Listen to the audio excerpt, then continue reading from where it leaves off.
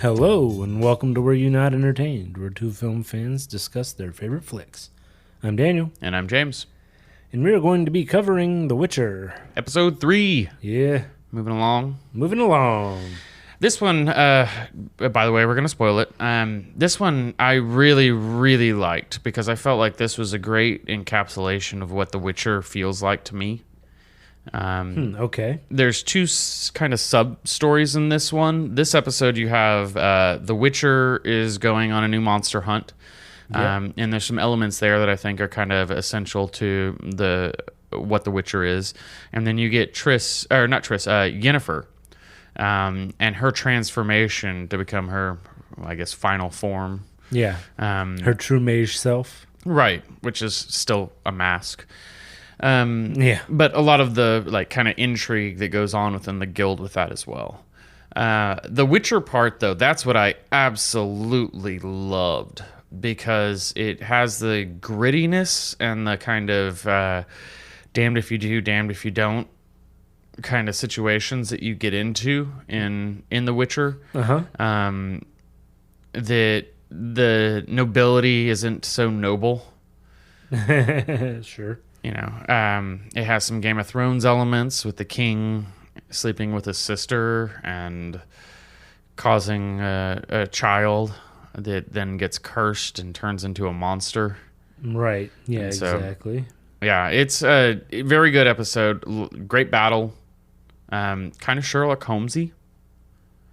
Yeah, I'll buy that. It's got that kind of like mystery and intrigue, and the Witcher has to figure out who the real father is, and then it turns out that who cursed him was actually the assistant. Right. Yeah, exactly. And so it's got a bunch of different cool. Well, and then it was a aspects to curse on him and not her, and Exactly, the king was cursed and not the actual monster. right. Exactly. Yeah. So I really like that. And you started off the episode with another Witcher getting killed by the monster. Yeah. So it's Quite handily too. Not like he put up much of a fight. He walked into a room he shouldn't have walked into, right. and paid the price. And Geralt speaks about it later, and he says, what happens if you can't save her? And he's, well, then I die. Right. Or do Witchers ever retire? I think is in this episode, and he says, well, we either kill the monster or we grow too slow and die. Right. That's kind of how a Witcher retires. Is he's not good enough to pull off the hunt anymore, Right. and a monster gets the better of him. But it was just kind of cool to see another Witcher in the story because it shows that. We know that the Witchers are a guild, but we haven't seen another one yet. Right. Yeah. This is the first time. Right, and so having that kind of seeing other Witchers out and about and how they deal with the regular population. He asked for the money up front. Yeah. Kind of that there's a guild to them, but they're all a little different. Well, and that's the thing, right? Is that so he asked for the money up front. He got killed, and they covered it up. So the town people just think that he took their money and ran off. Right. Which is pretty shitty because that's not at all what he did. He went to fight the monster. He just got killed. Right, but the monster being the illegitimate son of the king everything's going to get covered up. Daughter. Or, yeah. Yes. Yeah, and it did. It was a pretty cool battle he had going there with the monster. Yeah. I mean, you haven't really seen him fight a monster. You do in the very In the beginning very of the beginning, show. but that was like your intro, and it was over really quick. Yeah, and I wouldn't quite call Renfrey a monster. No. Yeah. No, she wasn't a monster per se. She But had this was special abilities, but Yeah, but this was literally a monster, even though it was a little girl. It was still she was a monster when she was transformed she was into far from a little girl while the curse was going. Right, exactly. That was not a normal human being by any form or fashion, more or less a child. Yeah. But you got to see some of the tricks some of the tricks of the trade, right? Yeah. He's got like the silver chain. Yeah, He that's tried that originally. clearly blessed or something like that because Yeah. it like burned her skin whenever you wrapped it around her. Yeah, Yeah. for like 5 seconds before she Yeah, exactly. before she broke it. And then you saw him. Well, I mean, straight up, he's got his little potions or whatever, but just doing a regular fight. But you see, like Which- he also puts. I want to put some context on Sure. the potions. Yeah. The potions, that was really cool to see. I really love it when they use the potions because that's a big part of the game. And part of what a Witcher is, part of the mutagens that they take to become a Witcher is so that they can withstand those potions. Those potions would kill a normal human being. Ah, okay. And they're poison. And the Witcher has to balance between how many potions he's capable of withstanding without dying versus the benefits that they give you. Interesting. And okay. his advanced healing means that he can handle a higher level of poisoning than a normal human could. And so, therefore, can take some of those potions that would help him out in those situations. I see. It's an integral part of the game. Okay. Cool. Well, I didn't really know that, so that's good. Yeah. As a fan of the game, it was nice to see that little thing thrown in there. I was like, that's how I play. I drink the potions before I fight the monster too. Right. Yeah. Yeah. That makes sense. It was cool. But you also got to see him use some of his magic Yes. to keep the monster in the room and, you know, from getting free and Yeah. evading him because he's taken a beating. Yeah, and I love the way that he ends up winning the battle. It's not through brute force alone. He actually gets inside the coffin and seals it with a sign so that she can't open it, and therefore is left out and can't crawl back into her tomb before sunrise, and that's what breaks the curse. Yeah, exactly. And so it's like his way of winning is to fight without fighting. Right. Yeah. Well, Andy had put a charm on the door or whatever, so she couldn't get out that way. And Right. so it's like you're just stuck. You know, you may not like it, but you're locked in here with me. Yeah. They're locked in here with me. It's like Rorschach. I'm not sure. Yeah, exactly. Exactly. I'm not sure that he liked being locked in there with her. Yeah, I think as soon as those chains broke, he was like, "Oh no, this is not going to be as easy as I was crossing my fingers it would be." Yeah, exactly. And the evildoer got his deed done. Yeah, Ate his heart or something. I don't know what she ate, but she ripped out a piece of him. yeah, he definitely got what was coming to him, man. There was not a whole lot of forgiveness left in her. One thing I was really happy to see was more interaction with Triss Merigold. I think this is the first time she was introduced at all in the show. I think you might have seen her once before. I don't remember if she was... But regardless, Yeah. Triss is a huge part of the story, Okay. especially in the video games. I don't know about in the earlier books or anything like that, but you have two main love interests in the games, and that's Yennefer and Triss. Oh, okay. Yennefer, you have more of like a long backstory history with and a complex relationship, but Triss is there and more helpful and doesn't resent you the same way Yennefer does in the games. And so, Interesting. Yeah, because this is the first introduction to Triss, and they haven't Yennefer and the Witcher haven't met yet. right, exactly. So interesting that they put that in. Again, another thing that I didn't really know of. Yeah, Triss was one of those too that I was like, you're going to have to make me like Triss because she does not look like Triss. She has curly hair like Triss does, but Triss is a bright redhead in the video games. Oh, okay. Like very Scandinavian or Irish kind of look to her, real pale skin, really bright red hair.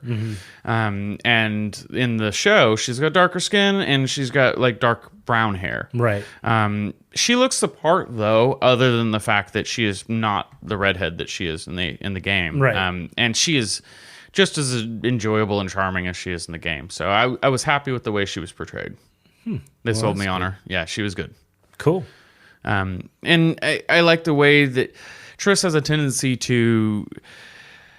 Geralt puts on a big wall and a big front to say that he doesn't care about anything, because clearly he's cared about stuff before and it went bad. Yeah. Like, he just wears that on a sleeve. It's pretty obvious that his lackadaisical attitude is not because he didn't ever care. It's because he did, and it hurt. Right. And Triss has always been able to see straight through that and cut through the bullshit. And she did a great job of that here too.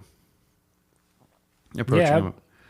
Yeah, it seemed like she was like, okay, guy. Yeah. You could say it's all about the coin, but monsters and coin. But I think we both know there's more to life than that. Right, exactly.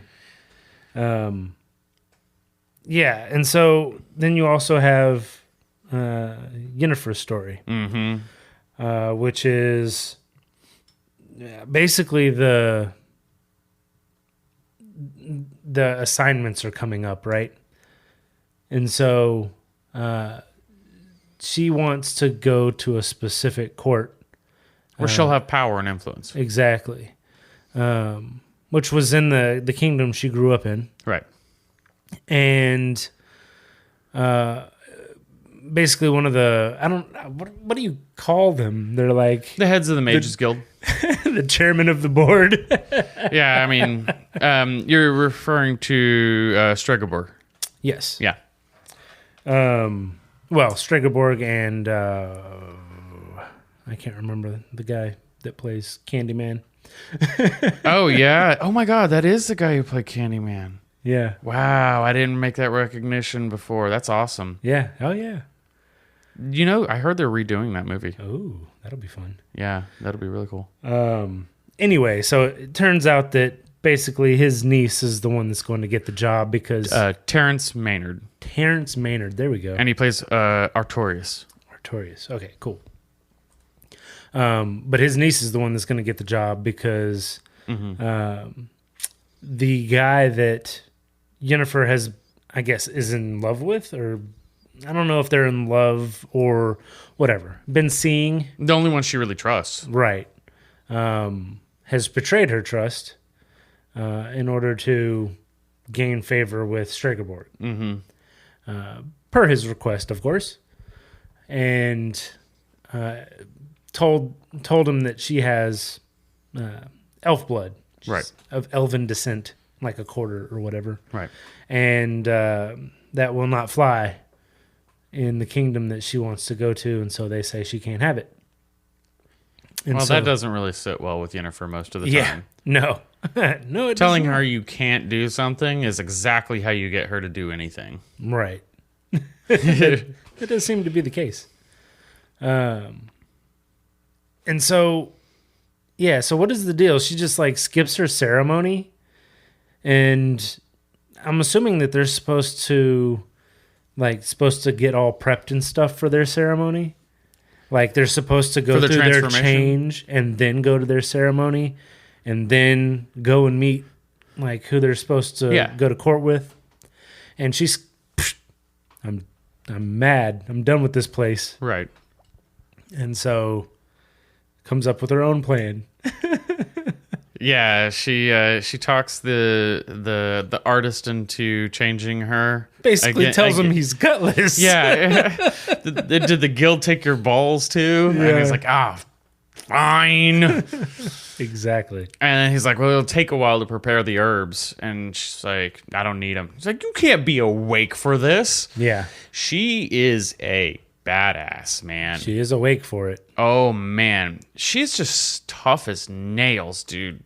I really love the way they're doing Yennefer because in the game, it parses out a lot of the reasons why Yennefer is the way she is. And she can be a little tough to take and a caustic at the beginning, but you start to warm up to her once you learn more of the history. This is going a different route where you're starting to see the history first. So the way Yennefer acts is 100% justified. Okay. Gotcha. Yeah. Now, I really like the way they're telling her story. Cool. She's an amazing character, and Well, she's so tough as nails, dude. God. I'm assuming we're going to get to see more of that. But yeah, I mean, she's obviously very strong-headed. Because she goes through the entire the entire procedure.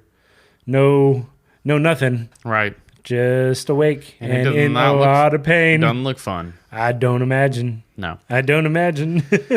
But, if that's the price you pay for the ultimate party crash, mission accomplished, man. Yeah, she did. She just came in through the door Yeah. looking brand new. And gets the position that she wants. Yeah, she just walks right up to him and be gone, bitches. Yeah, immediately charms him. And it ends with Tristana or Trisea? Is it Trisea? That sounds right. Trisea and Artorias looking very displeased. Yes. Because she went against their words, and so it kind of shows the divide that you have between Triss and the rest of the guild, or not Triss, Yennefer and the rest of the guild. Yeah. Yeah, they are. Well, they are a guild, and she just basically, I'm going to do it my way. Stomped all over the rules. Yeah. Yeah. Exactly. Sounds like Yen. Yeah. I guess so. Yeah. I love this. It has all the different pieces to The Witcher. It's got a great monster hunt. It's got a great mystery. Mm-hmm. It's got a less than moral noble. It's got guild intrigue and political rivalries, tons of Right. magic. Like it's just a good all around episode. Yeah, this did seem a little bit more like the whole package.